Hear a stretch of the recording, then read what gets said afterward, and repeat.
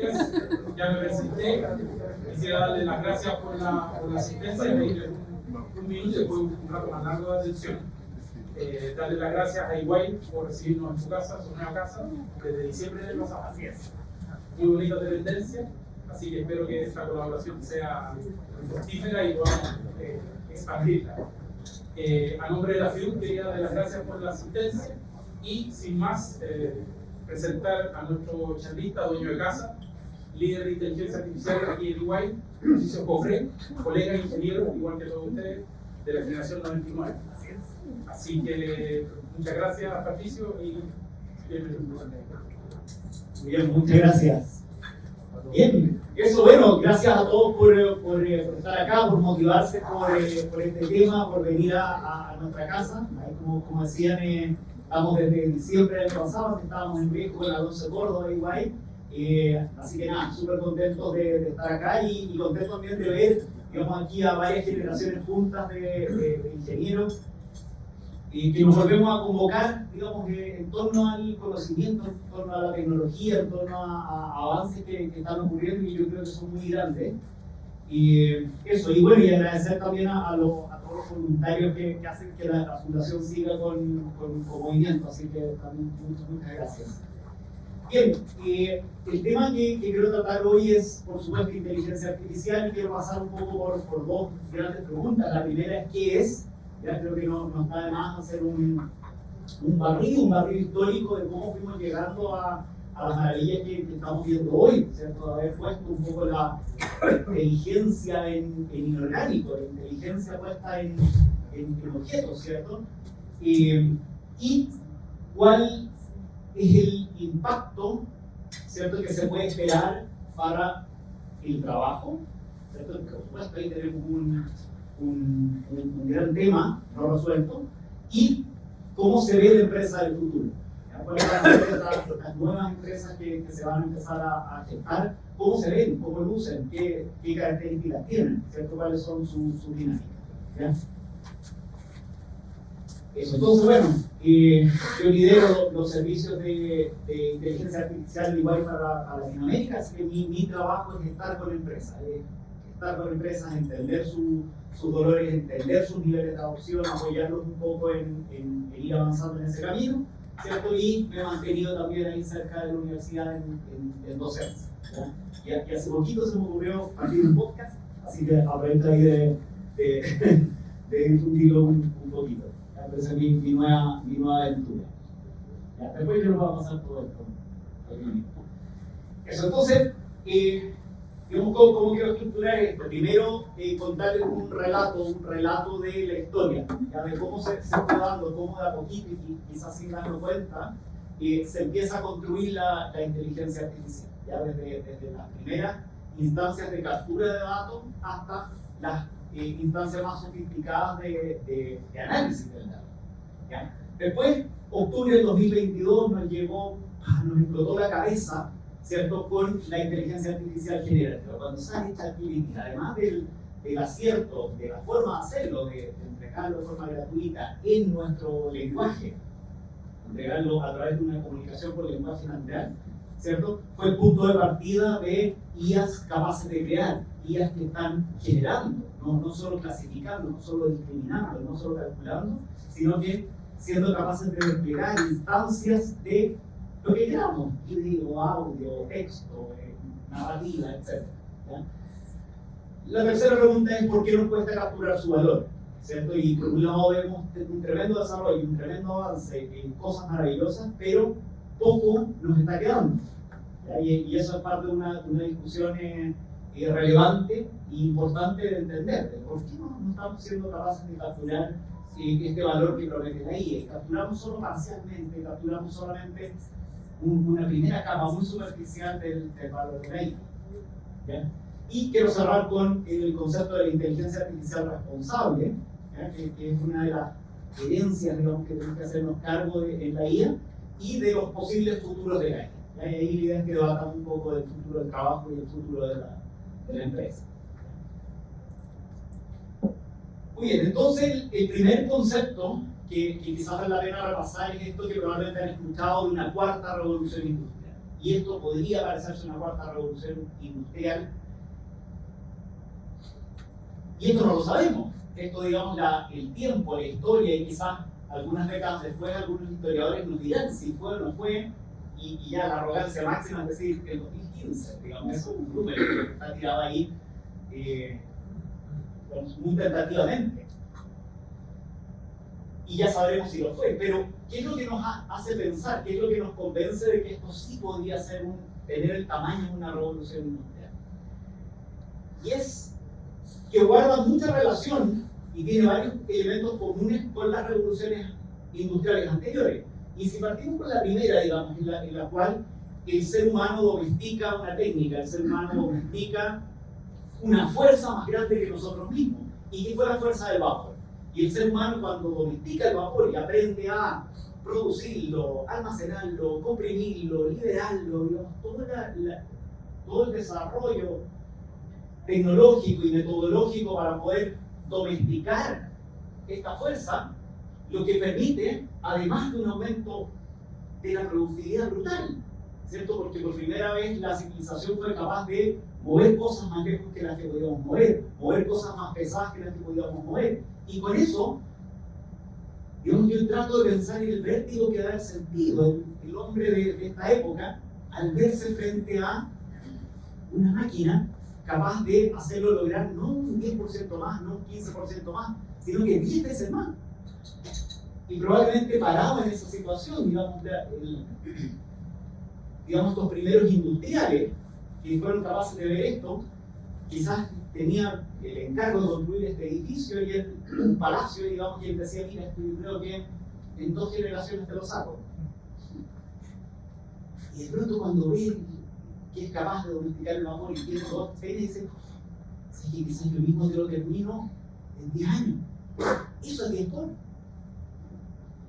Eso es un crecimiento múltiple y eso lo permitió un desarrollo y domesticar una técnica y una fuerza más grande que nosotros mismos. Pero los cambios no se quedan solo en la productividad, sino que la sociedad completa cambia, ¿cierto? Y en este caso, esta casta de industriales que fue capaz de ir produciendo todos estos avances, empieza a ganar poder.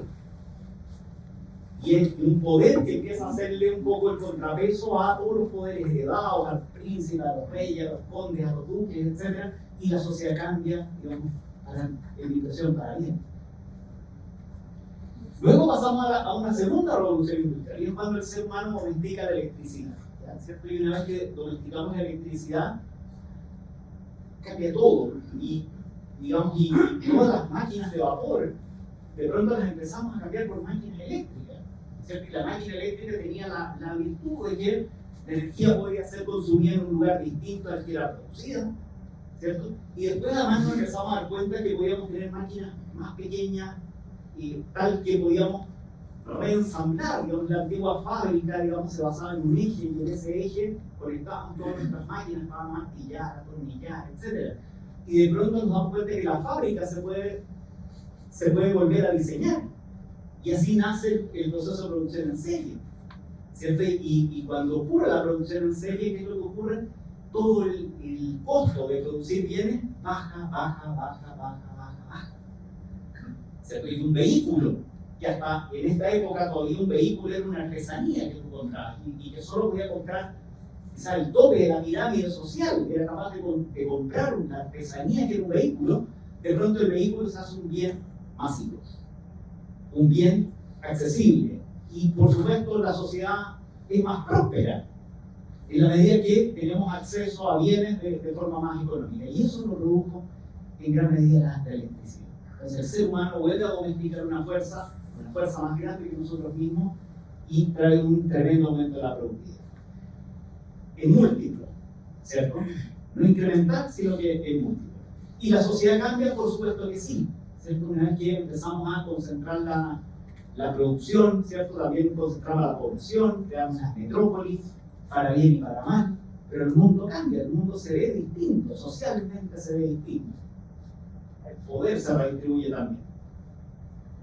Bueno, y aquí, ¿cierto? Ya muchos de nosotros, creo que todos, en primera persona podemos contar el vértigo que sentimos este día.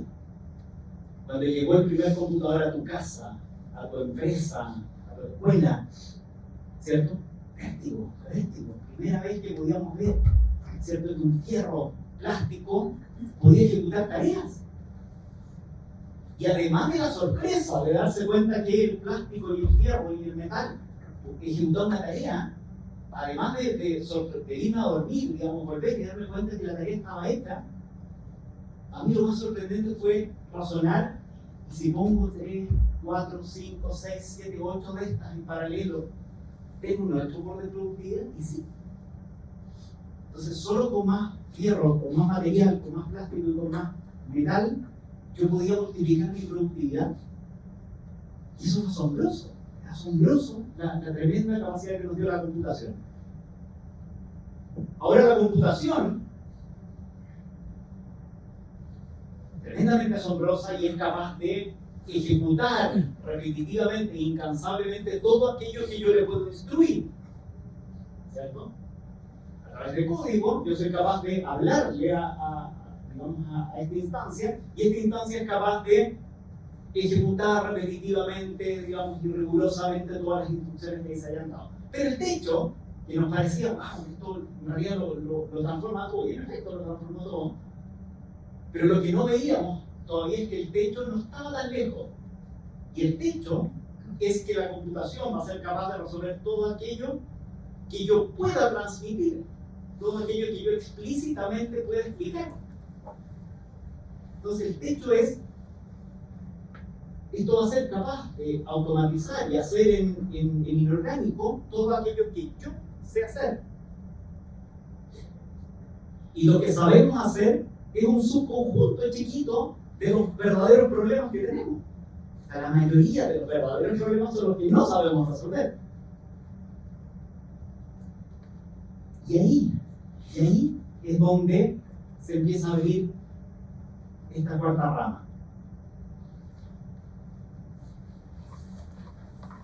¿Qué pasa cuando tengo una serie de problemas que no sé resolver? ¿No será que la IA, todo esto que estamos viendo, es un poquito más de cómputo, un poquito más de hardware, un poquito más de storage, un poquito más de procesamiento?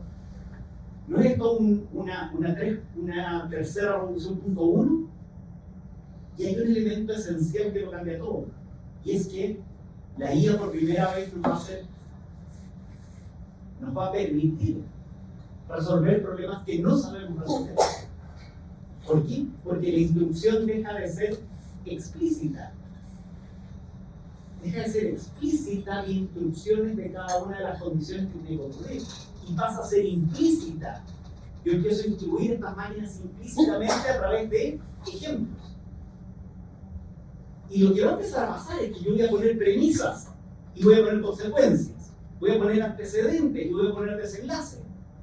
Y lo que va a empezar a ocurrir es que las puntas se van a empezar a autoconectar. O sea, le vamos a dar a esta máquina la flexibilidad de alguna forma escribir su propio código. De manera de calzar con una serie de ejemplos que yo le doy. Entonces, dejamos la instrucción implícita, ¿cierto? Explícita, perdón, a una instrucción implícita a través de ejemplos. Por eso se deja de hablar de programar y vamos cada vez más a entrenar. Menos programadores en las empresas, más entrenadores en las empresas.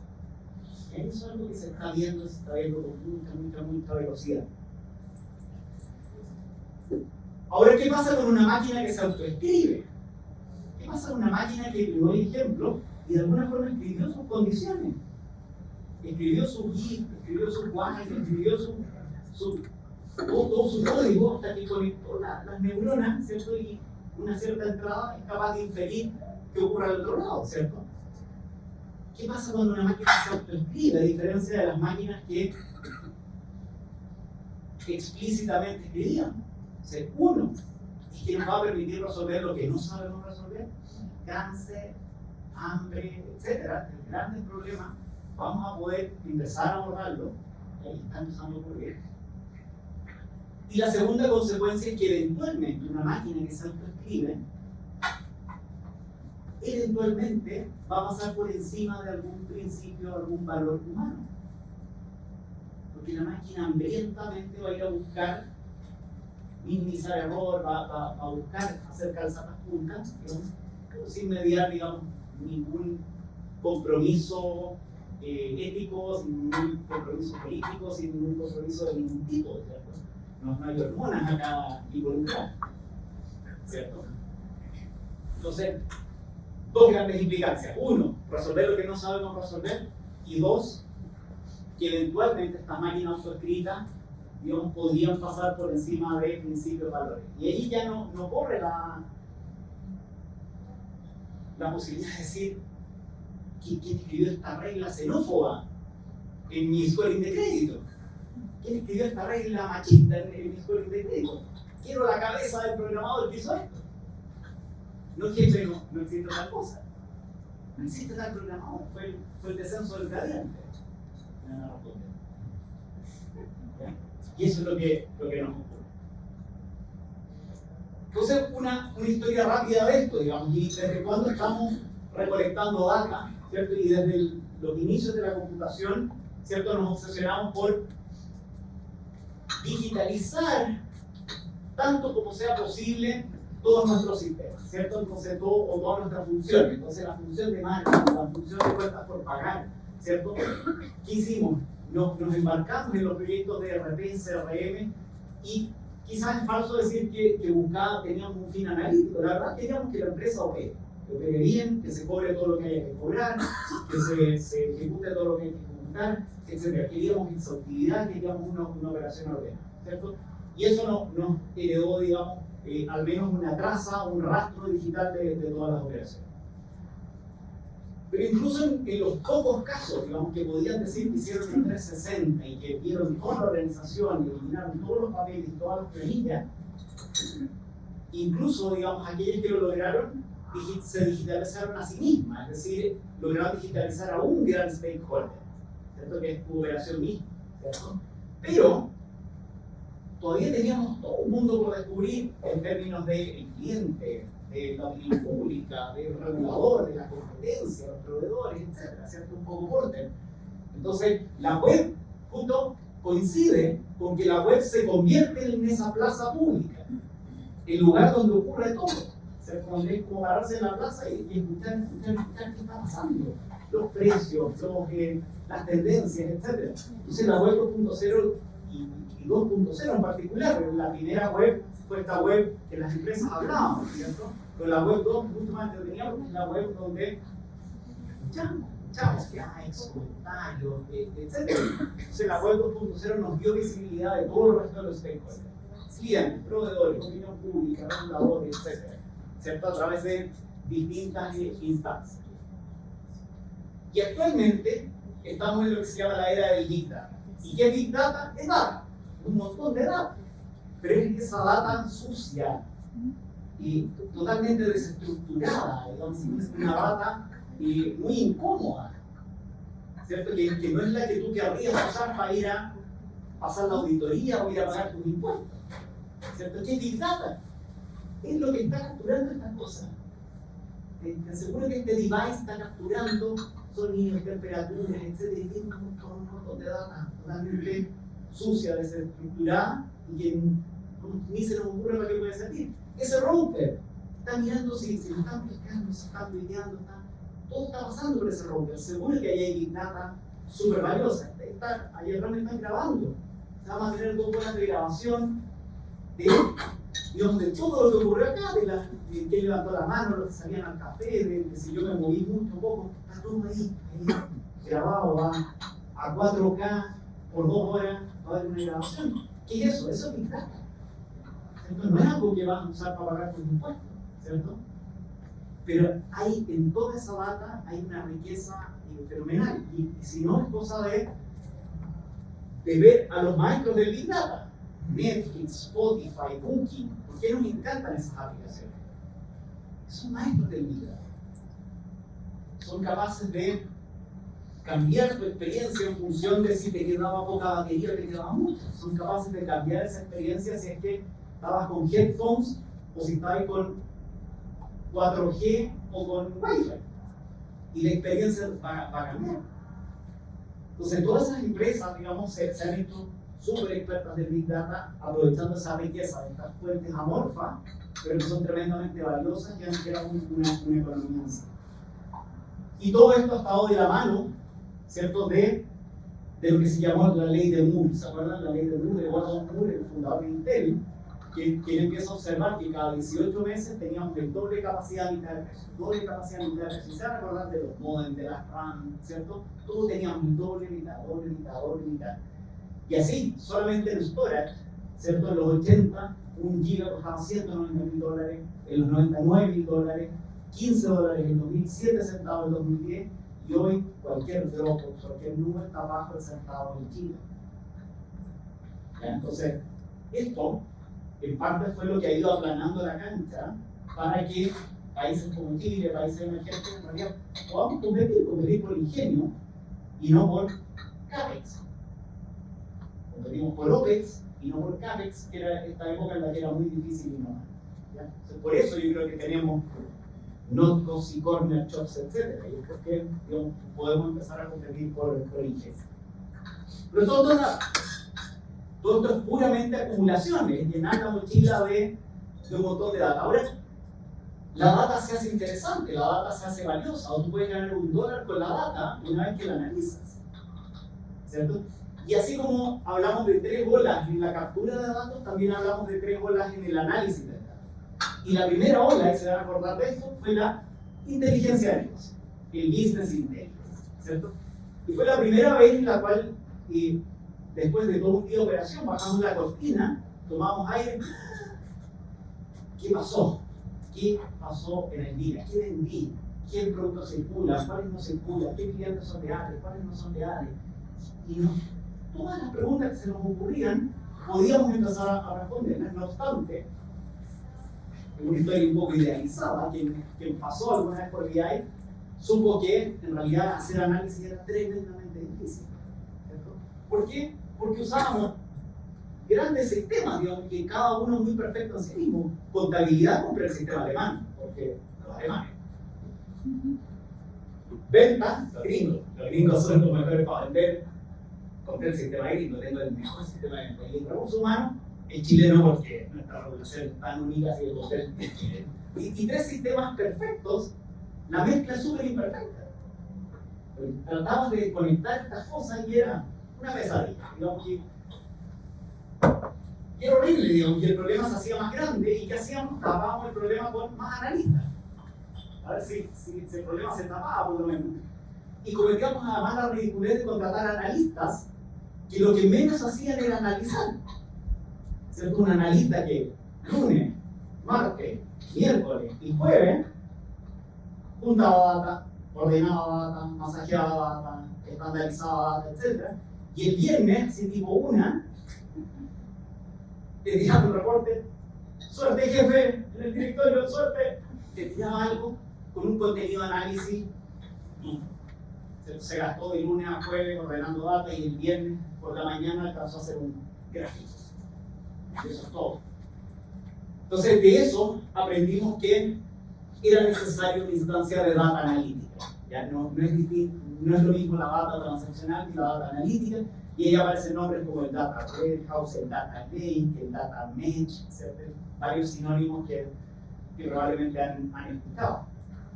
Y de eso, y ahí, solamente, digamos, insistiendo esto, es que los lunes se ordena data, y martes, miércoles, jueves, viernes, hacemos justamente lo que los humanos podemos hacer bastante bien.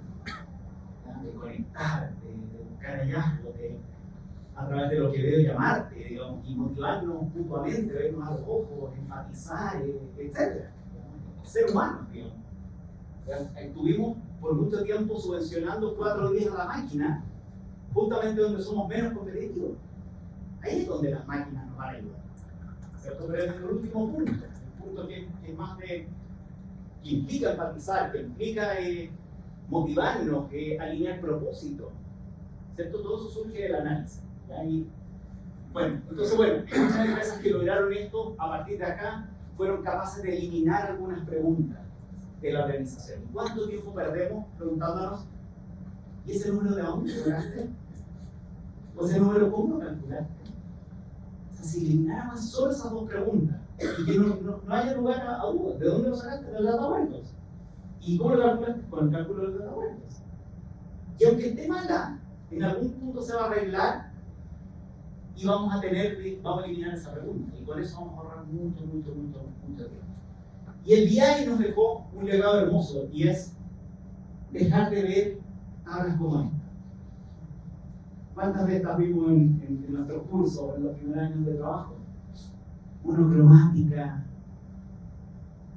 ¿cierto? Aquí las columnas, números, poco sentido puedes hacer. A empezar a ver esto.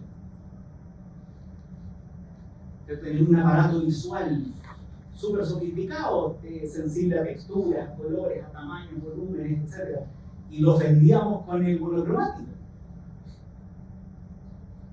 ¿Y qué es lo interesante de esta visualización? Además de ser hermosa, es que uno me permite, sin yo saber mucho de Costa Rica, contarles que interesante lo que ha hecho Costa Rica. En efecto, exportan mucha banana, pero mira lo que han hecho: Medical Instruments, Medical Appliance, Integrated Circuit, Electrical Parts, Semiconductors en Costa Rica. Y que algunos se van a acordar de esta fábrica de Intel que estuvo a punto de instalarse en Chile, y que nos perdimos esa oportunidad. Mira lo que hizo en la economía. Una economía ambidiestra que se para en dos pies, extractiva, pero también una industria del conocimiento. Impresionante lo que hizo Costa Rica. Y eso lo podemos ver, digamos, nos aparece ahí a la vista, a los ojos, ¿cierto?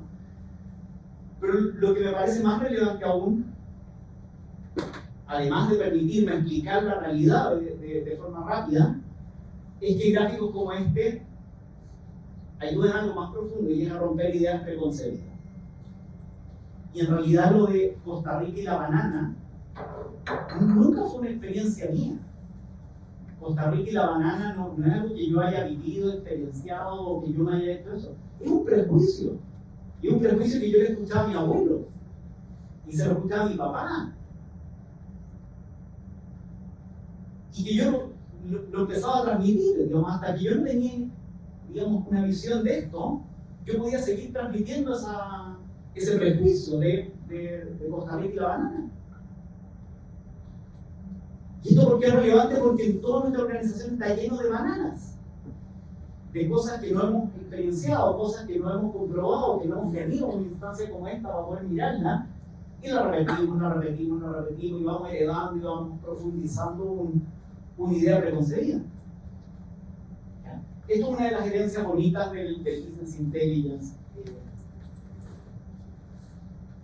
Por permitirle a un trainee, a un practicante,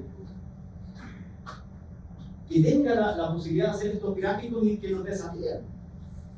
Que nos desafíe respecto a todas esas cosas que le decimos, no, hay por ahí, quizás las cosas buenas también, ¿cierto? Y eso solo te lo permite un buen análisis. Y uno podría decir, bueno, si creo el Data Warehouse, creo el oráculo, y puede responder a todas mis preguntas con la frialdad de un témpano, es decir, sin ni un compromiso político, él me va a decir, no, sabes que los comerciales digamos, que logran un mejor resultado en renta que los ingenieros así.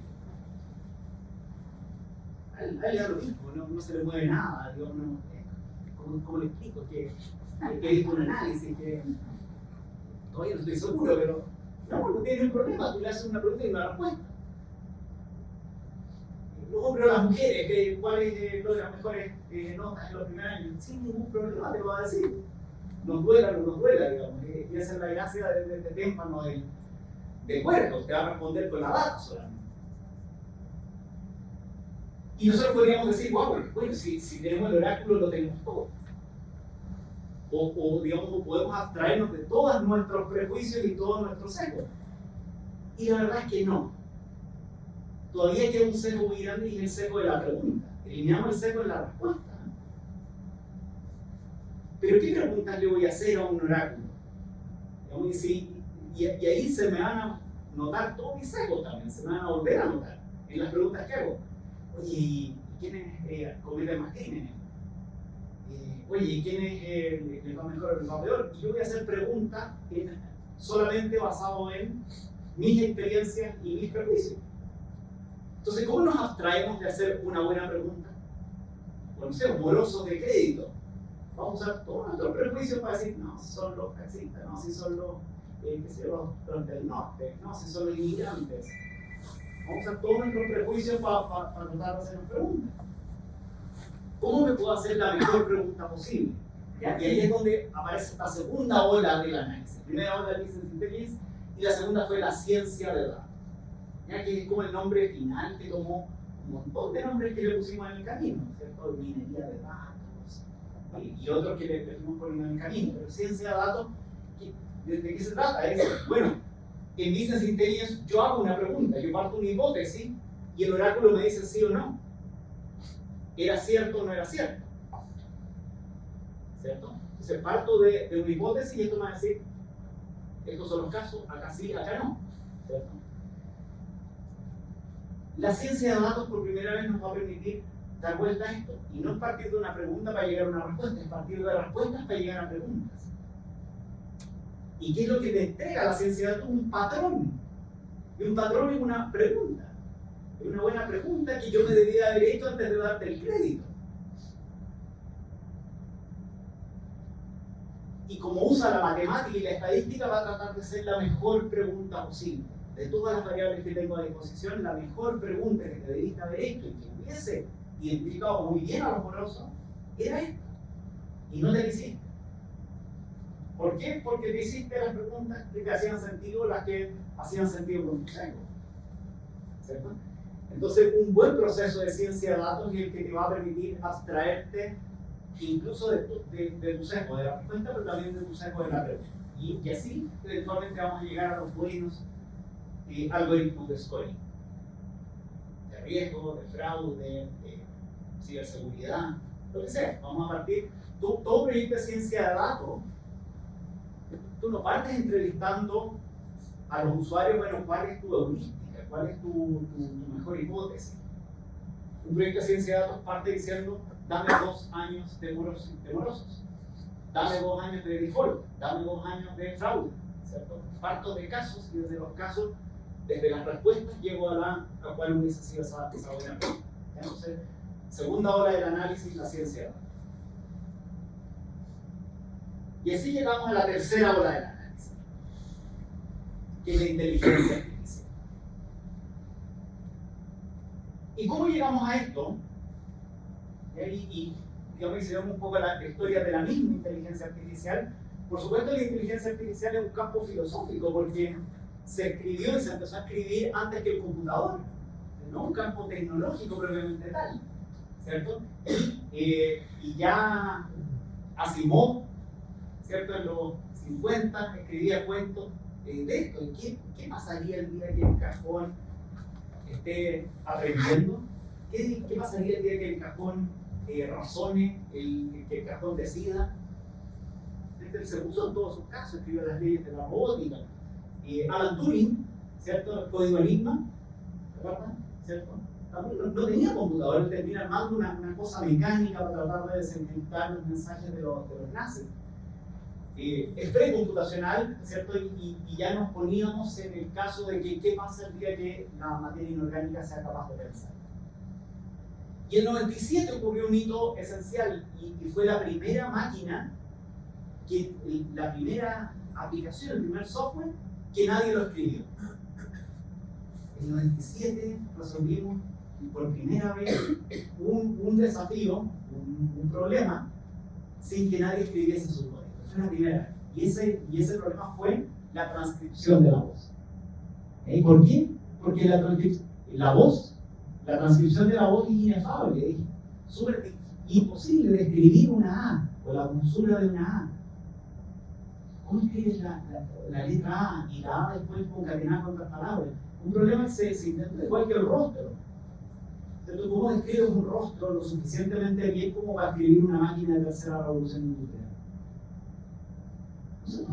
No hay palabras. El lenguaje es corto para describir un rostro. El lenguaje es insuficiente para describir la belleza de tu madre. Y si no la puedes describir, no la puedes programar. Entonces, acá en el 97 por primera vez tuvimos una máquina que no la escribimos, no dijimos, mira, el ojito de mi madre son como almendras que van cayendo, etc. No, no tienes que describirlo. Dame 70 fotos, 60 fotos de tu mamá y vamos a hacerlo. Y lo vimos, ¿cierto? El desbloqueo del celular, ¿desde cuándo lo tenemos? Hace muy poco. Desde 2015. Entonces no fue una tercera revolución industrial, fue una cuarta revolución industrial la que permitió estas cosas. Y ahí en el 97 hubo esta transcripción de la voz, primer software no escrito por un humano, pero que resuelve el problema mucho mejor que todo lo que se intentó hacer por software. Pero a partir de ese punto, a las máquinas les empezamos a pedir más precisión. Y las máquinas nos dieron más precisión. Y le volvimos a pedir más precisión. Y nos dieron más precisión. Y de pronto le dijimos, yo quiero un vehículo autónomo que yo me suba y me lleve a donde yo quiera. Y nos dieron eso. Y fue pedir, tener. Pero nada gratis. ¿Cierto? ¿Qué fue lo que cedimos? ¿Qué fue lo que tuvimos que entregar que nos fue metiendo en una zona deep, profunda, oscura, black?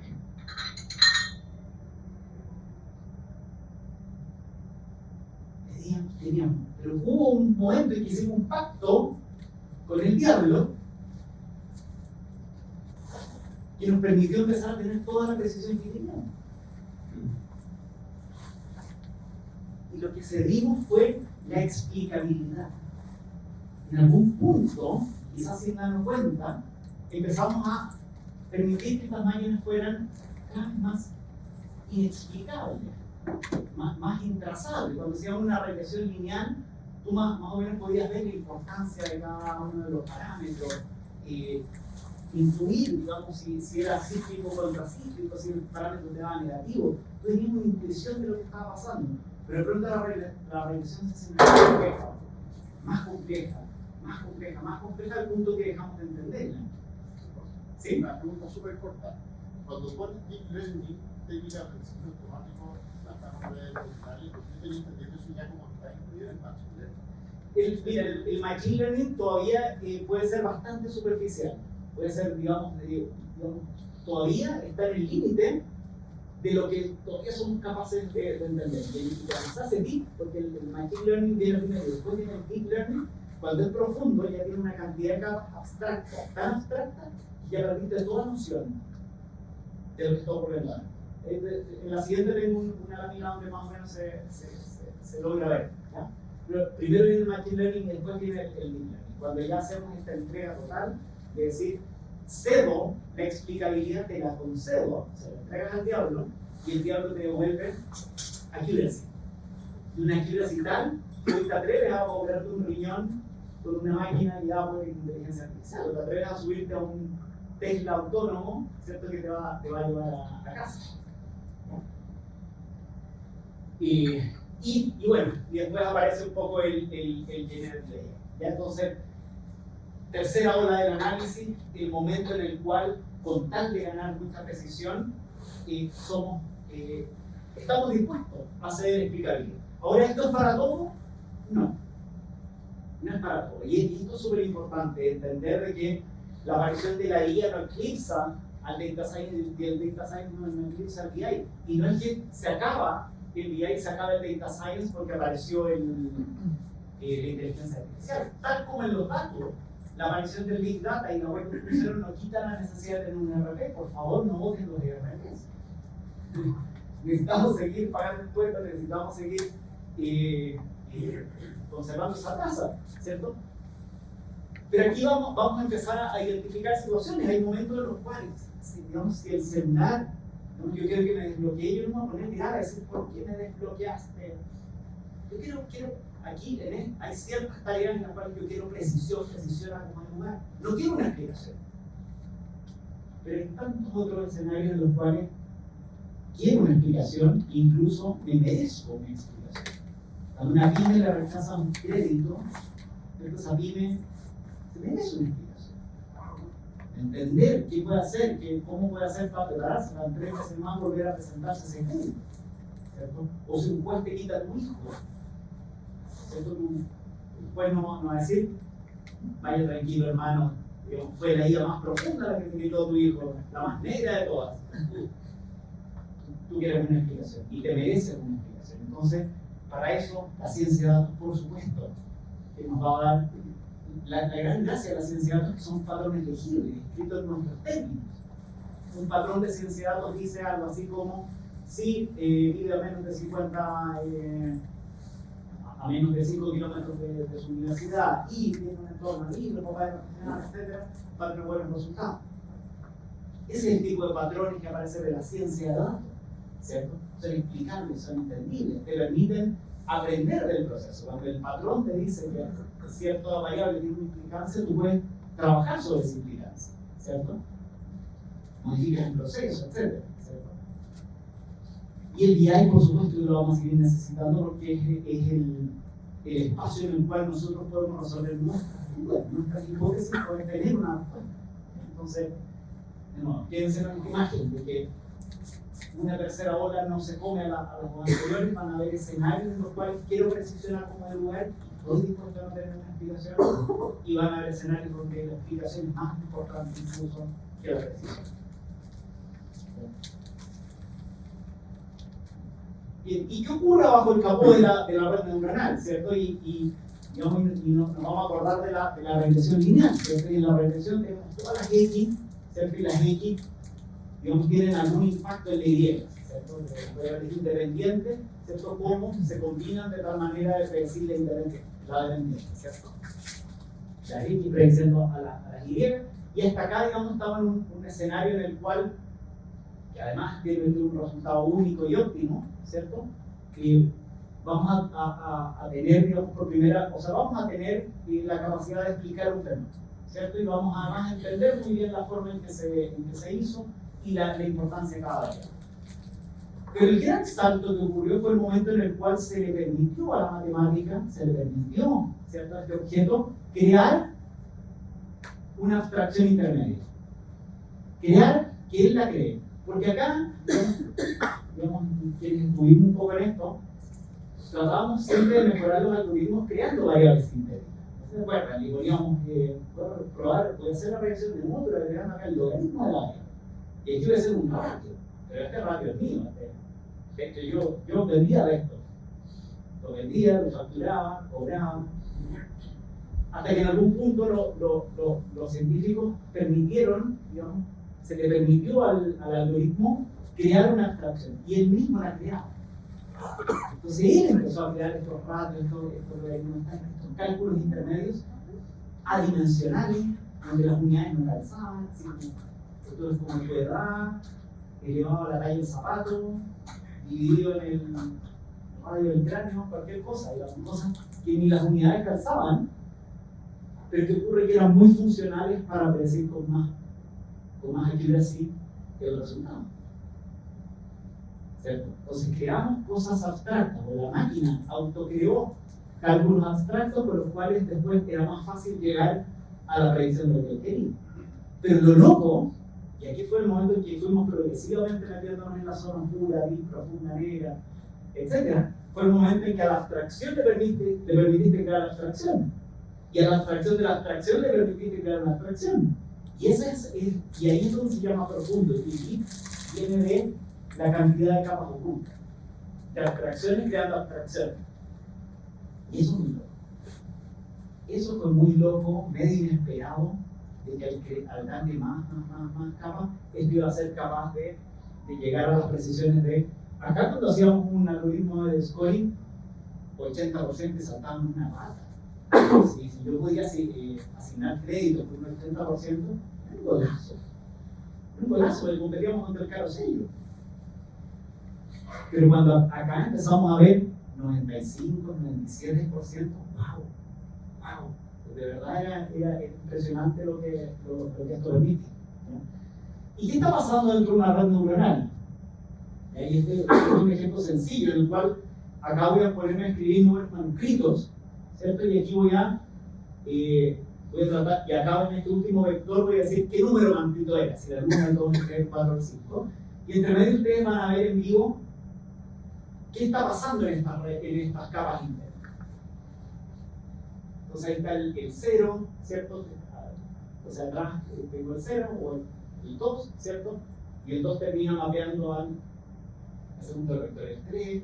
Ahora vamos a partir con 2. Entonces, ahí está el 0.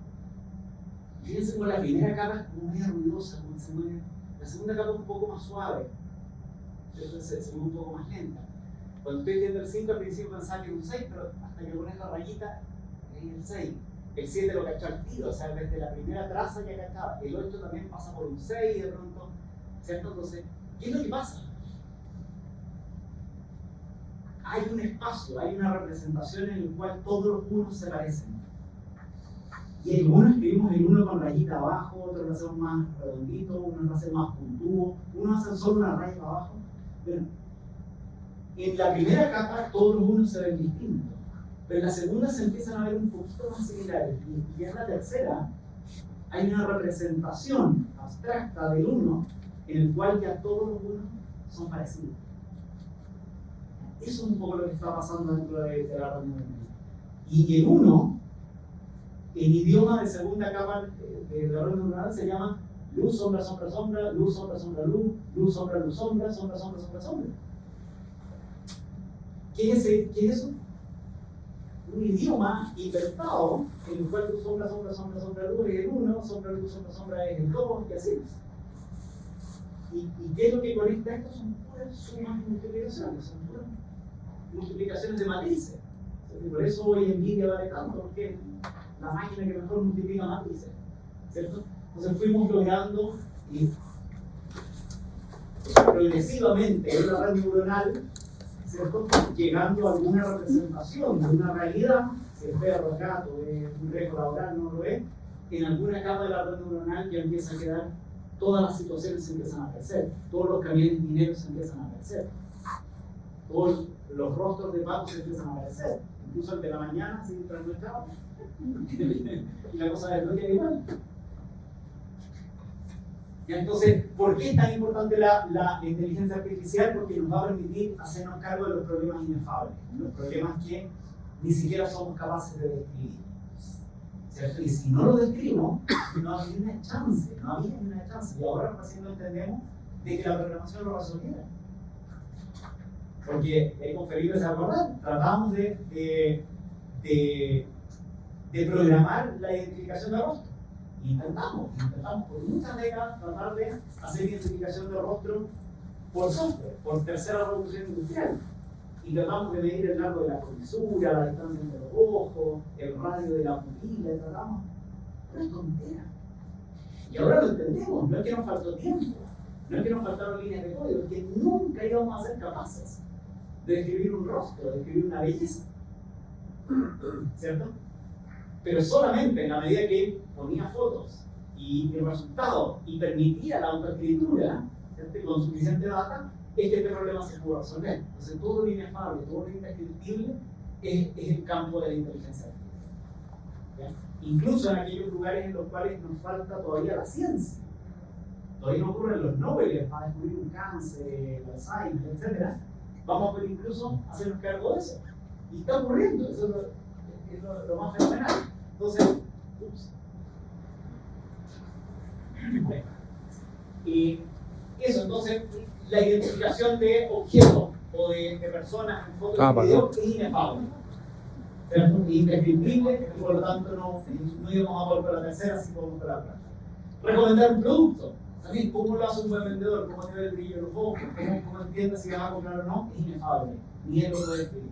Un buen mecánico que detecta fallas en procesos, ¿cierto? No es falta de voluntad, quizás él tampoco lo puede describir, ¿cierto? Es como el mecánico del auto, digamos, las fallas las siente, las respira, ¿cierto? Y es muy difícil de describir el proceso. Y la navegación autónoma, algo que todos nosotros a los 17 años lo aprendimos, y era un problema súper difícil de programar, imposible de programar. Fue solo un momento en que los investigadores dijeron, basta de programar el vehículo autónomo, empecemos a entrenarlo fue que esto se empezó a hacer posible.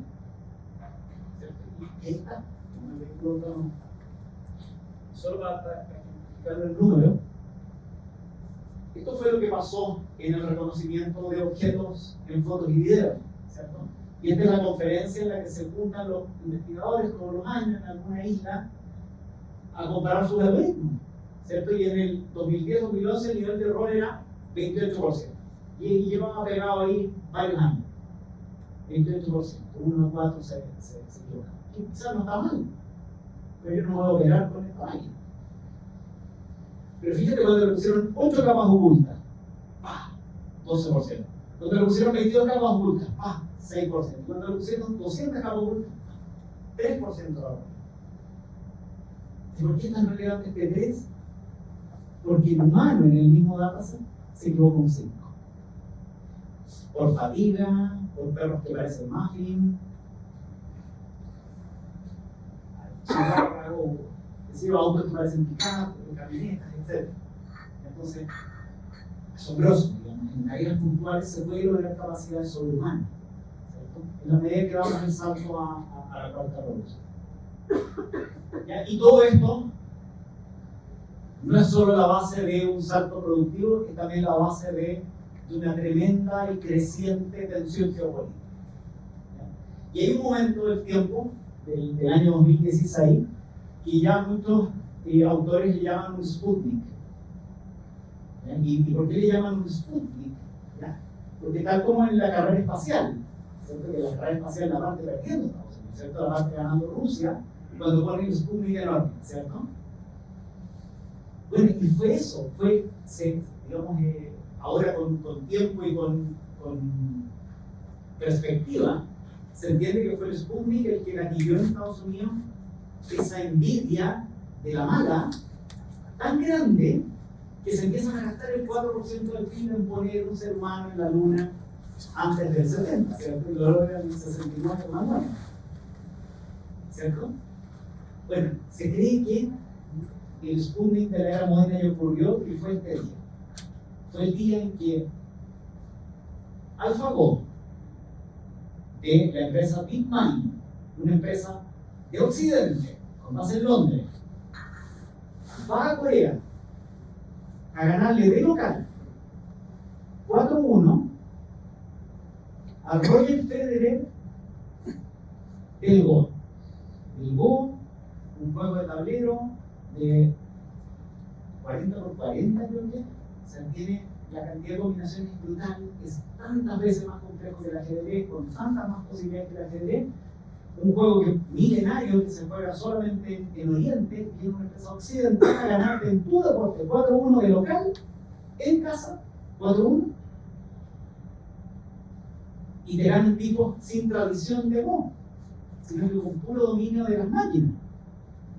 Y con dominio de las máquinas van a ganarle 4-1.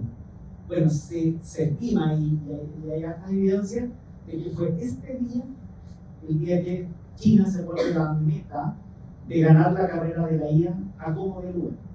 Y a como de lugar por sobre la Constitución, por sobre cualquier cosa. Cosa que Estados Unidos después hizo también. Estados Unidos después nombra, digamos, el ganar la carrera de la IA como un bien superior, digamos, superior a las leyes.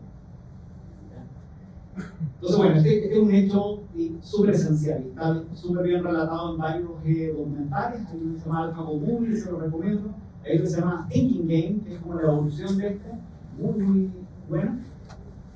Y hay un cuento de un autor chileno que se llama Camila Batú, se lo recomiendo, el libro Maña. Leanlo, muy bueno, está descrita.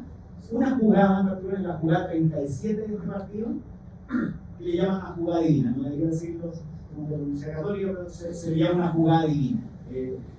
Vean ese documentario, vamos a ver de lo que estoy hablando. Habría el diablo de la jugada divina ya lo mismo. Otro hecho que también creo que es esencial, las noticias hay todo el rato, pero hay algunas en las cuales yo me detengo y que me hacen pensar, digamos, que esto es muy grande. El 2024, el premio Nobel de Física y de Química no fue ni un físico ni un químico, el premio Nobel 2024 de física fue a Geoffrey Hinton, que es básicamente el creador de la red neuronal, como la conocemos, ¿ya? De los primeros algoritmos, de estos primeros que dijeron basta de programar y empecemos a entrenar y crear una esponja capaz de ir creando abstracciones. Geoffrey Hinton, un computer scientist, un de física, con los impactos que todo está teniendo la física. Y Demis Hassabis es el CEO de una empresa privada. Es el CEO de DeepMind, ¿ya? De la empresa que está creando la inteligencia artificial de Google, porque DeepMind después fue adquirida por Google.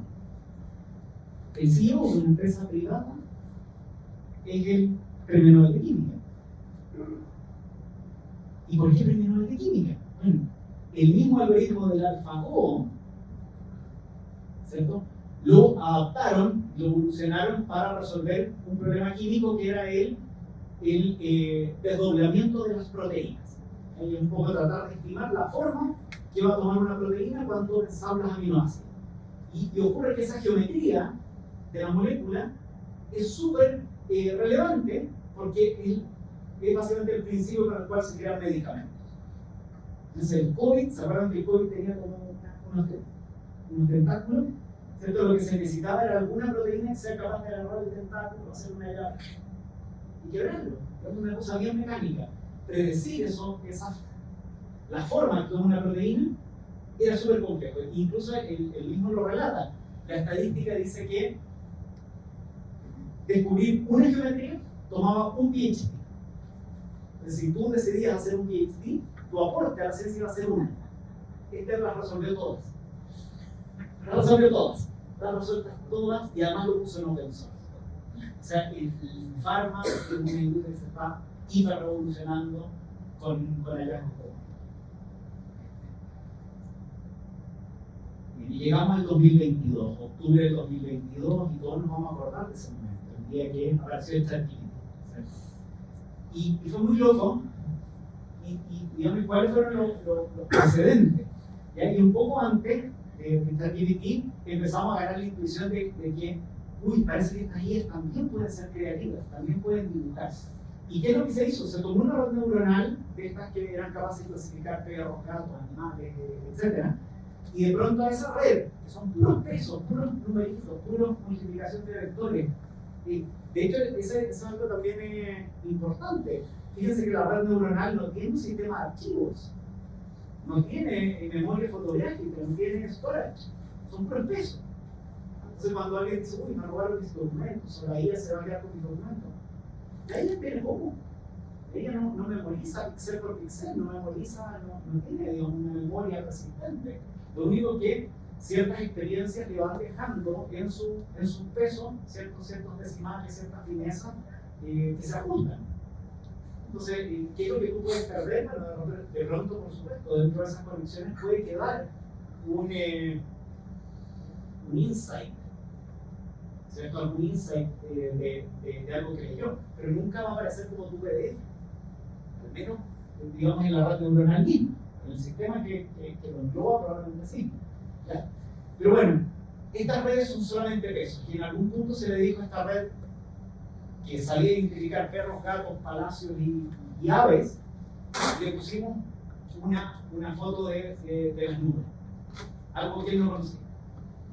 Y él, por supuesto, dijo 0% gatos, 0% qué sé yo, de camión, 0% pica, pero 0,01% perro. Tú dices, bueno, por supuesto aquí no hubiera perro. Pero hay una leve, incluso en algún parte del cerebro como que viene un perro. Es como cuando nos tiramos de espalda en la playa, en las nubes, muy relajados, como en la segunda semana de vacaciones, y en las nubes empezáis a ver cosas contigo, ¿cierto? Una cola de un dragón, etc. Bueno, fue exactamente lo mismo que se hizo acá. Se puso una red, no de un perro, pero sí dice, imagínate esto más o menos con un 0,1% de probabilidad de perro. Y ahí es donde ocurre la cosa mágica, se le concede a la red neuronal la posibilidad, mira, te regalo 3 trazos de límite. Y te tiran un trazo acá, y haz el trazo que tú quieras, con tal de que esa intuición de haber visto perro suba de 0,1 a 1%. Y esto movió algunos píxeles y la foto, que sigue siendo unas nubes, como que empezó a tener una orejita. Y de pronto le dicen, ya, te regalo 20 trazos, te regalo 20 pinceladas. Y él tac, tac, tac, tac, tac. Y de pronto empieza a aparecer un perro, entre las nubes, ¿cierto? A través de pequeños retoques sobre la nube. Y esto, por supuesto, está súper no domesticado, ¿cierto? Es súper preliminar, pero por primera vez dio una intuición, a la red la puedo hacer dibujar. Y el perro es bien psicodélico, que tiene como ojos hocicos, es una verdadera alucinación.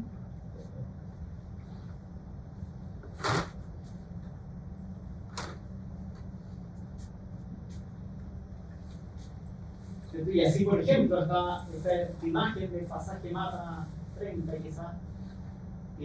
La foto fue sacada en blanco y negro, por supuesto.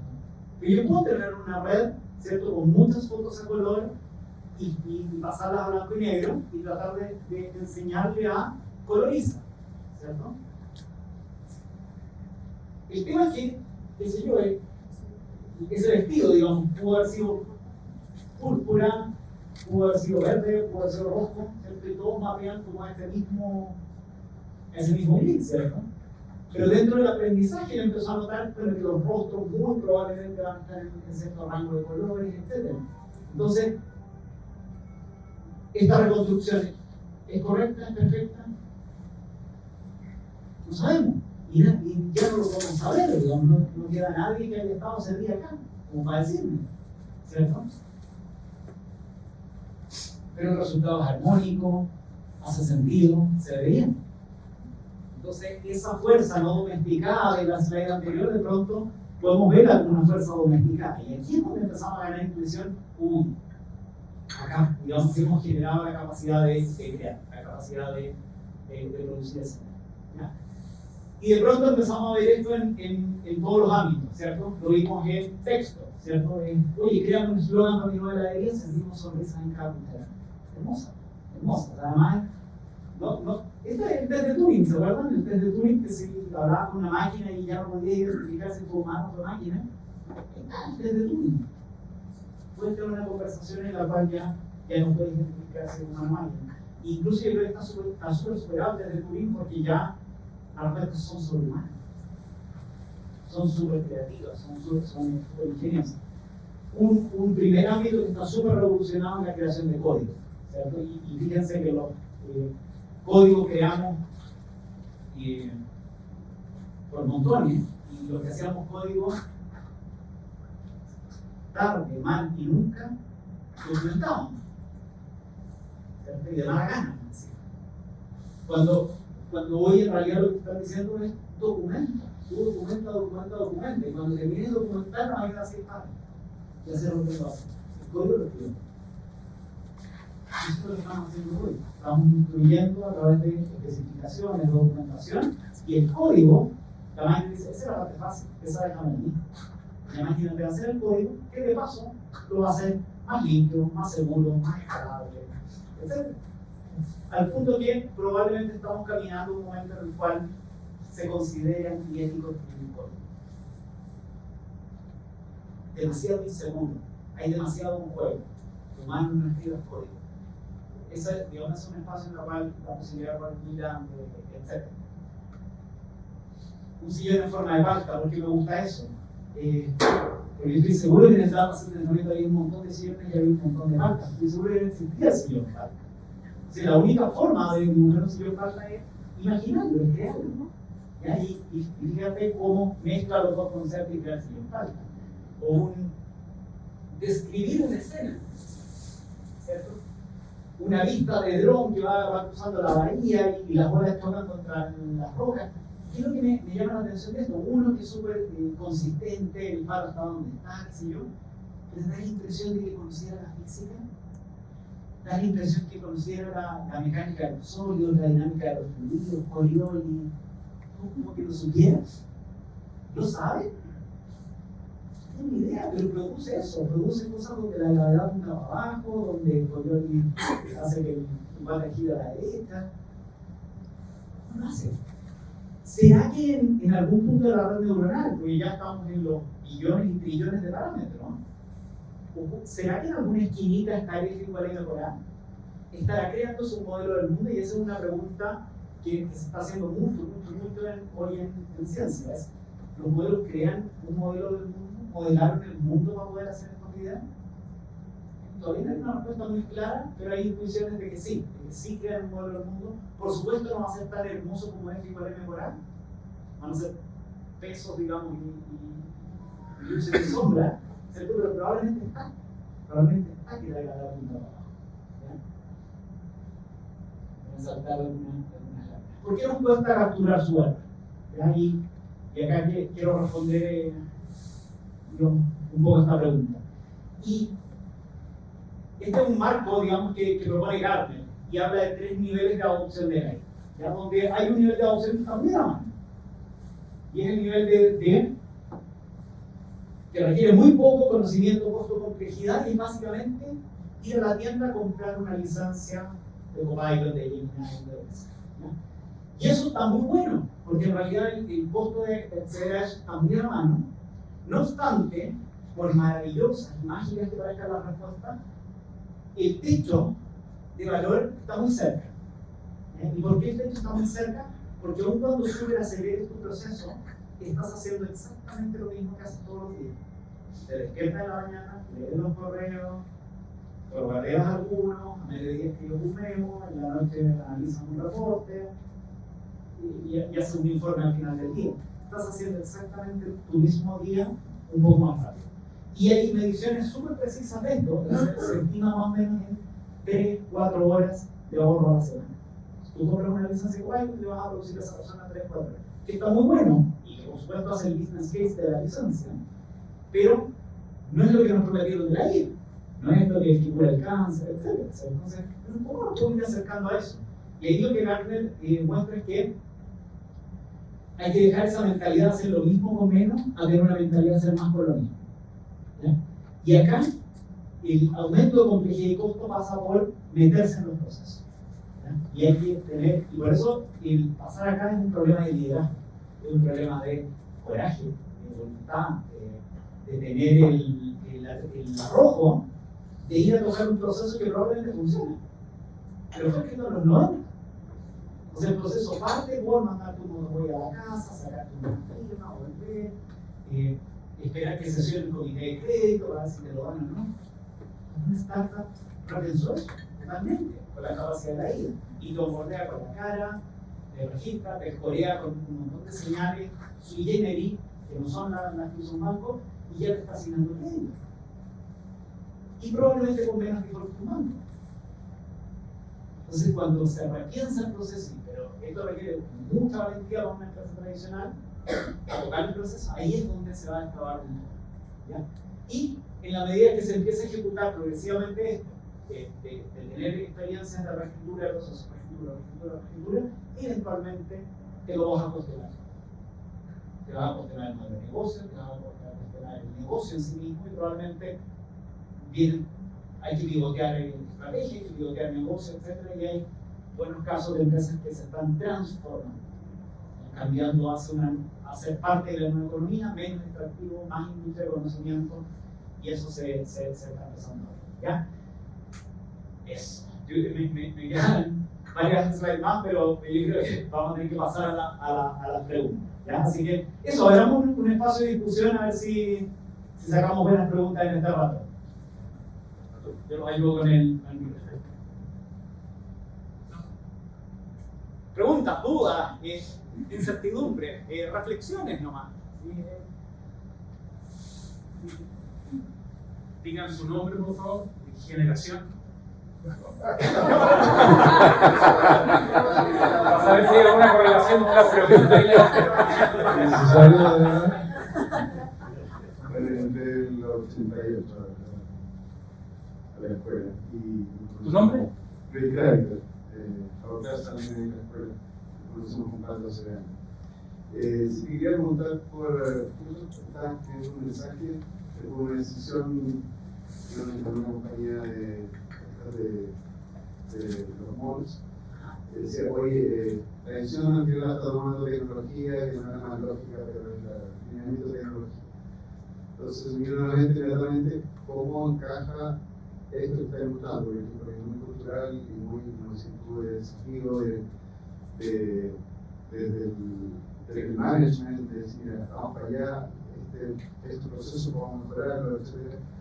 Con la típica estrategia de IGA, es no solo como la más cercana al negocio, sino que tiene que ver más con una cercanía con una cierta marca de software o con algo bien cerrado. Entonces, ¿cómo rompes eso y realmente logras que la IA penetre a los procesos y desarrollar el negocio? Sí, súper. Y yo creo que es cierto, digamos, probablemente esto es un espacio, ¿sí? Que no es de tecnología. Yo creo que esa es como la primera barrera que vamos a tener que romper, digamos, esto es una propiedad del negocio y tiene que guiarse desde el negocio. Probablemente la tecnología va a participar acá en la provisión de estabilización. Fíjense un poco que el Copilot ya es un icono más del Office, ¿cierto? Y entonces esto es, digamos, algo que las compañías lo van a absorber muy rápido, digamos, en la producción. Pero esto es un desafío de negocio. En mi impresión es que vive en los negocios, vive y muere en los negocios. Tiene que estar totalmente empapado de los negocios y tienen que ser los líderes de negocios los que hagan este salto, ¿ya? Y por supuesto ahí afortunadamente las herramientas han favorecido esto, porque ya el nivel de complejidad de poder hacerlo se ha ido reduciendo y por eso hoy tienes estas startups que ya no contratan programadores, no contratan abogados, no contratan contadores, porque empiezan un poco a autosatisfacerse de esos procesos ya embedidos en su producto. El producto ya embebe en forzar la seguridad, en forzar las distintas cosas. Entonces, afortunadamente creo que esta va a ser una etapa que tiene que liderar el negocio y esa es un poco la recomendación que nosotros hacemos. Muchas gracias por la presentación. Mi nombre es Mauricio Moreno, generación 96. No hemos pasado ya al punto de no retorno en cuanto a que vamos ya en un proceso de obsolescencia como especie y con tecnologías de guerra, de inteligencia, de desarrollo, y vamos a hacer una ratón simpática.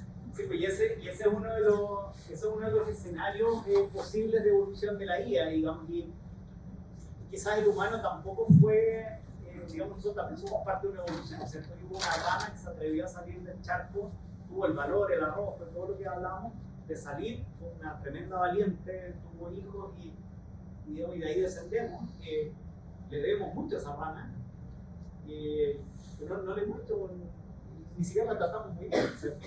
Y el ser humano, después de la rana, se pone de pie, libera las manos, hace herramientas. Con las herramientas empezamos a modificar nuestro mundo, creamos el lenguaje, y con el lenguaje llenamos Internet, y de Internet se creó la inteligencia. Entonces, uno de los escenarios que quizás nosotros somos la nueva rana, que la rana fue la que tuvo el valor, el humano fue el que tuvo el valor, pero de pronto, digamos, se empieza a crear una especie que super evoluciona, y nosotros podemos quedar como esa mascota. Es uno de los escenarios posibles. Y por eso, digamos, tantas de estas reflexiones apuntan un poco a cómo gobernamos y cómo alineamos. En el fondo, es muy difícil que una especie inferior alinee una superior. Eso se llama el problema del superalineamiento. ¿Cómo hacer y cuáles son los experimentos que se hacen? Se trata de cómo hacer que GPT-4 mantenga GPT-5 en línea, que no se le escape, que tenga con las piernas muy cortas. ¿Cómo hacer que el 6 tenga el 7 todavía muy amarrado? Bueno, el 7 es muy inteligente, todavía le sale, ¿cierto? Pero tienes un GPT que es una generación superior, una evolución natural de equivalente a 1000 años humanos, donde para GPT-6, GPT-5 es un gorila, ¿cierto? Y el gorila tiene que ser capaz de controlar al gato. Entonces es súper complejo y por eso es súper crítica esta discusión hoy. Si hoy somos capaces de poner algunos controles, se está experimentando mucho con eso, es que eventualmente podamos por lo menos alargar ese momento de control. Gloria.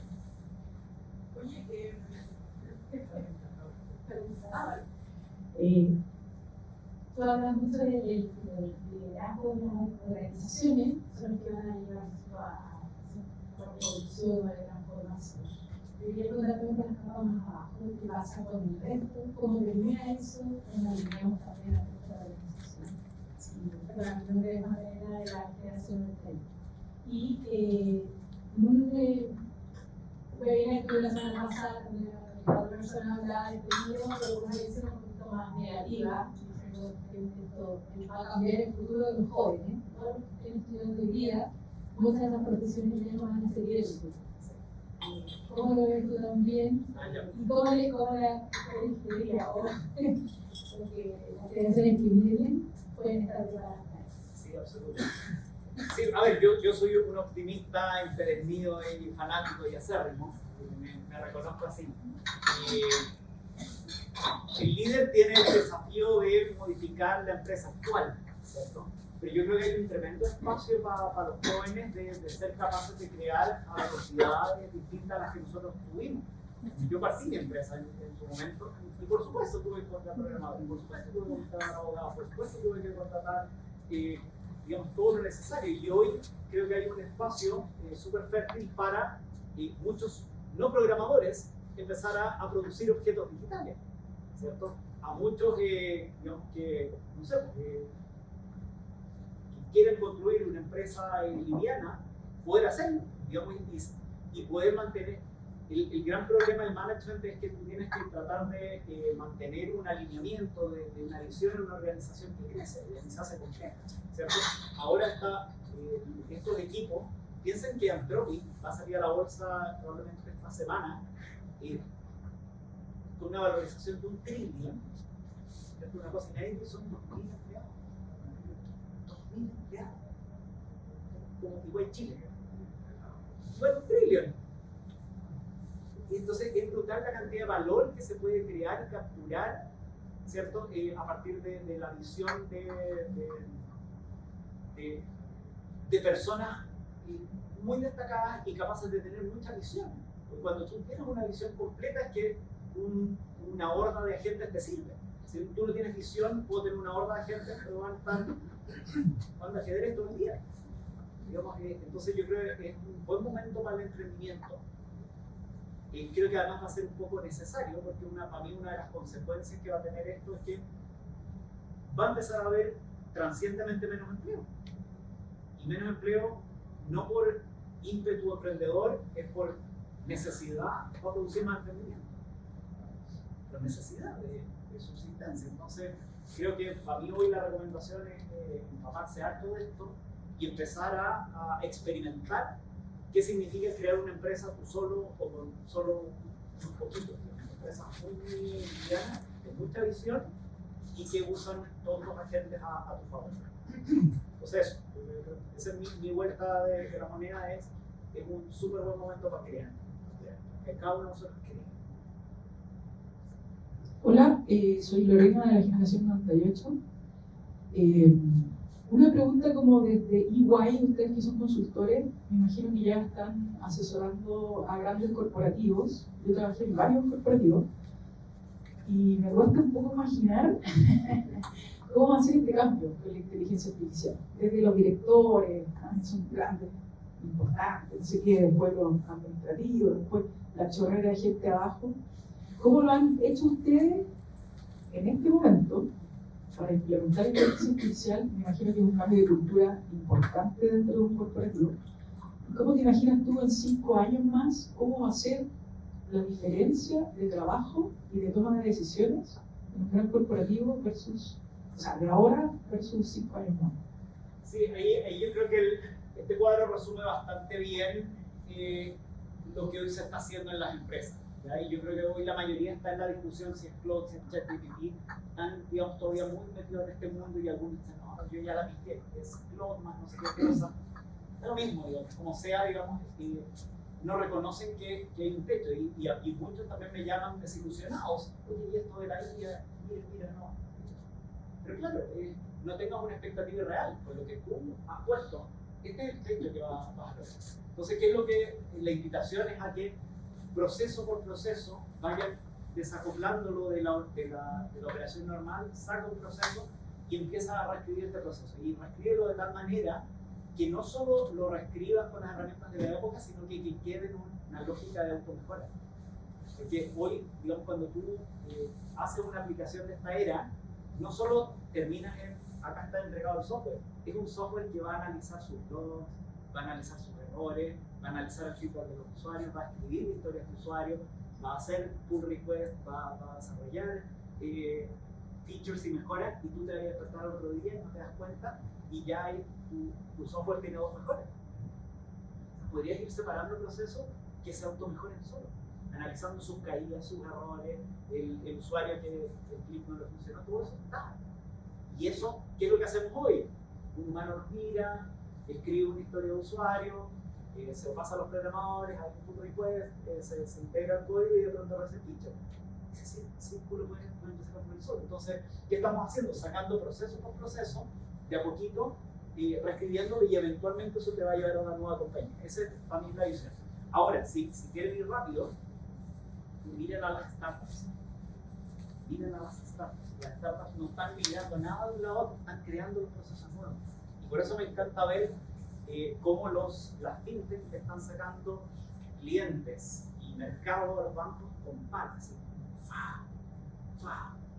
Y solamente desde reescribir los procesos muy anticuados de la banca. Hoy la fintech, la experiencia de una fintech es fenomenal. ¿Bien? La facilidad con la que mueves, la transparencia con la que tú sabes minuto a minuto tu rentabilidad respecto a un banco que la chance de que te abra la opción 50-50, que esté disponible, ¿no? Consulta en horario hábil. Entonces, yo creo que si quería un atajo, mira las startups, eso se lo recomiendo muchísimo. ¿Cómo te imaginas tú el corporativo Es que, con menos gente, por ejemplo? Sí, por supuesto, más eficiente. Y ojalá también es ambicioso, pues, ahí también yo me encuentro con muchos ejecutivos que me dicen, oye, veis esto 60, déjame la mitad, ¿con cuál me quedo? O mete IA para quedarme con la mitad. Imagínate lo que podía hacer con estos 60 cerebros que conocen el negocio. Anda, comerte Latinoamérica, comerte otras verticales, comerte otros mercados, etc. Pero no es natural. Un mensaje, no, ahí estoy con una cruzada personal de... O sea, todavía están en la productividad, muchísimo, y ya quieren saltarse muy rápido. Hoy estamos en la hora. Vamos al café si quieren. Cortita y Nos vamos a quedar al café igual. ya. Corta. Hablando tú, y gracias por la charla, fascinante, ¿verdad? Todo emprendimiento con IA y la cosa es, me vuela la cabeza de las cosas que vas a hacer. Una persona muy que nació en el 87, el año que tiene la universidad, estamos jugando esa entonces, la reflexión es, digamos, me vuela la cabeza, digamos, 3 meses, cosas super power, digamos, y cosas muy distintas, cosas, digamos, de manejo mental y otras cosas de tema de energía. Bueno, pero la pregunta que te quiero hacer es, Elon Musk dice que no hablemos con las pensiones, ese otro problema va a estar resuelto cuando lleguemos a un día. Hablando tu optimismo, ¿cuán sentido tiene esa reflexión de Elon Musk que de aquí a 15 o 20 años muchos de los problemas hoy día de la educación, de salud, etcétera, van a estar resueltos y por lo tanto lo que estamos ahorrando para resolver esos problemas es innecesario? Sí.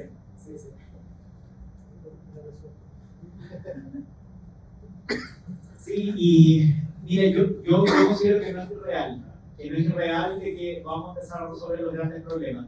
Ya se vio con el AlphaFold, digamos que fuimos capaces de resolver un problema crítico, y era la producción de medicamentos. Yo creo que si hoy hay un COVID, lo vamos a resolver. Esa es mi impresión, gracias a cosas como esta. Ya hay algunos que creen que estamos muy cerca de la velocidad de escape de la longevidad. ¿Y qué es la velocidad de escape de la longevidad? El punto en el cual vamos a empezar a recuperarnos más rápido de lo que envejecemos. Y eso hay proyecciones. De hecho, hay dos fondos muy grandes. Uno asociado a Denis Hassabis de Google y otro asociado a Mark Zuckerberg de Facebook, que están apostando a un poco a que la muerte sea una opción. Que tú, digamos sea opcional, digamos, decidir morir. ¿Y por qué? Por los avances que están ahí, de Alzheimer, de cáncer, etc. Se está básicamente llegando a entender la célula a un nivel tan profundo que tú puedes empezar a producir medicamentos tal como producimos nosotros. Puedes empezar a hacer optimización. O sea, pasa a ser todo problema complejo, biológico, mecánico y físico, pasa a ser un problema de software. ¿Qué está pasando con los teoremas de matemáticas?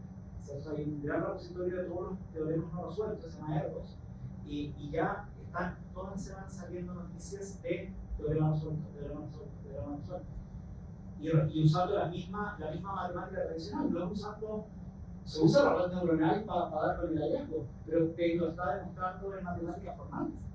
Y si, imagínate que resolvemos toda la matemática, no es tan raro pensar que si resolvemos toda la matemática, pero la matemática es la base de la economía, la criptografía, de la evolución científica, etc.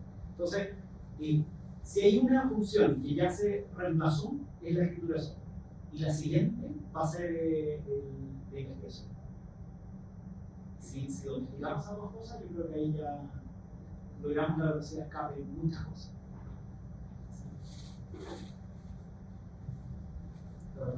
Gracias. Alejandro de 97. Un poco mirando los desafíos que hay, transformar bien las pymes, pero varios de acá estamos todavía en empresas más o menos formales o que vienen generadas en el ámbito productivo. Pero el desafío de nosotros como líderes, ¿cuál es frente a nuestros equipos de trabajo, a toda la empresa, hasta las últimas personas que están manejando la ayuda activa? Tenemos un desafío de cómo manejamos y empoderamos a nuestro equipo. Por tu punto de vista, ¿cómo lo llevamos al carro a todos los equipos? No se trata de llegar y transformar y echar al 90% de los nuestros, los 30 mejores, por ejemplo. ¿Cómo hacemos que la empresa avance? Y eso, sobre todo, mirando a las personas en nuestro equipo, que a mí me gustaría mantener a la mayoría. Sí, el nivel de incertidumbre es muy grande. Entonces, todavía, digamos, poco sabemos de qué va a pasar. Ahora, en el intertanto, yo reforzaría toda iniciativa de skilling, de aprendizaje, de ir subiendo, de hacer ese regalo del aprendizaje, de entender estas herramientas, digamos, ante la incertidumbre. Y la incertidumbre es porque incluso nosotros queriendo y siendo optimistas, en algún momento nos va a tocar apretar. Por un tema de supervivencia, un tema de competitividad, etc. Entonces, yo no, digamos, en eso no escatimaría en ofrecerle oportunidades a todos de aprender y junto con eso de motivar, dar un mindset expansivo, un mindset de abundancia. ¿Cuántas cosas dejamos de hacer? Digamos, yo se lo digo mucho a mi equipo acá. Tantos de los servicios que damos, hay ciertas tareas que dejamos de hacer porque tenemos que priorizar la escasez de recursos, la escasez de tiempo, la escasez de profesionales, y con la escasez tratamos de priorizar cosas y dejando muchas cosas relegadas. Y yo creo que hoy la IA es un excelente momento de todas esas cosas que estuvimos relegando, empezar a volver a meterlas. Y en los servicios que vamos, empezar a entregar el doble. Y a mi equipo le digo mucho, deja de entregar un escenario, entrega 3. Hoy podemos, está súper productivo, usemos la para dar el triple de entrega. Y ese mindset no es tan fácil. Incluso en los equipos, que deberían ser los más motivados en entregar el triple, cuesta hacer. Nos queda una última pregunta, pero antes quería pasar todo aviso, muy breve. Darle las gracias a Patricio por invitarnos a su casa. Un aplauso.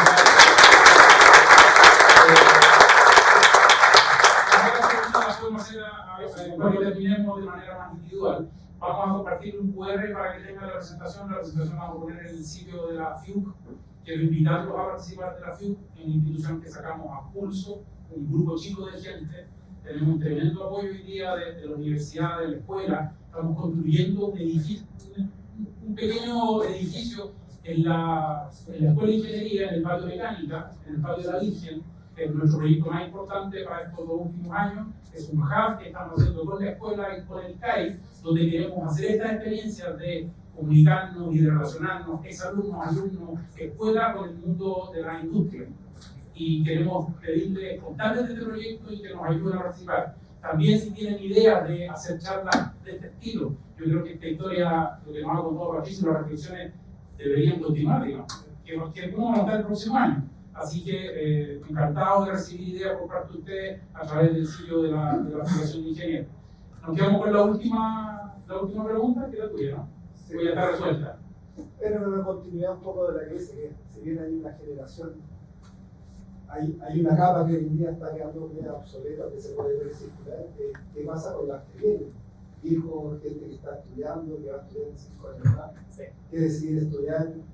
He escuchado gente que la generación de los 50 es como el punto dulce de experiencia y familiaridad con la tecnología, pero ¿qué pasa con los nuevos? Que quizás tienen toda la familiaridad con la tecnología, pero no la experiencia y el criterio que se ha dado.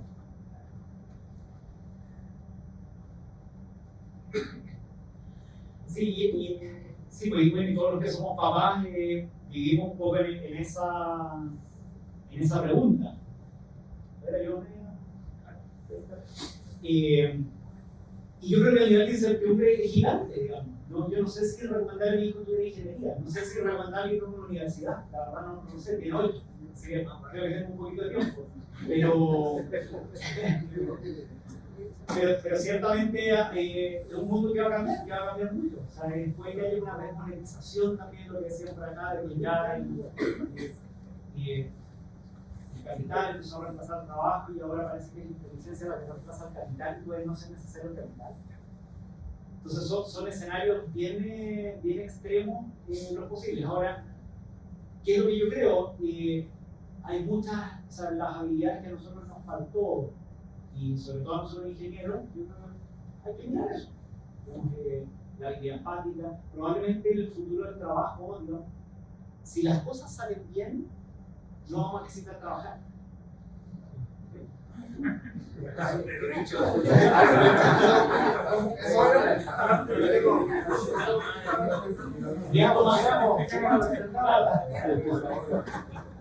Quizás más que quitarnos el trabajo, quizás hacerlo en actividad. Y el trabajo no es algo que sea inherentemente humano. El trabajo es algo no tan antiguo.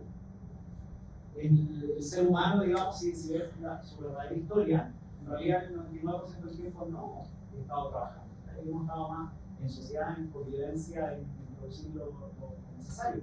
Este esquema de trabajo que tenemos actual, un poquito después del feudalismo, un poquito después de eso, es que parte, digamos, esta noción del trabajo. Entonces, una de esas no es nuestro destino. Puede ser. ¿Qué pasa si es que realmente eso ocurre? Vamos a, quizás las máquinas van a producir un ingreso universal, van a producir o servicios universales, y nuestros roles van a ser de hacernos bien a nosotros mismos y a la sociedad. Y uno de los esquemas que me gusta es que más que dar un sueldo único, un sueldo garantizado por el derecho del ser humano, es que tenga que ver con tus acciones. Si tú eres alguien que hace a tu comunidad, tú eres alguien que cuida tu cuerpo, etc., tienes puntos de este sueldo universal. Gracias de nuevo, Patricio. Un gran aplauso para Patricio. Muchas gracias.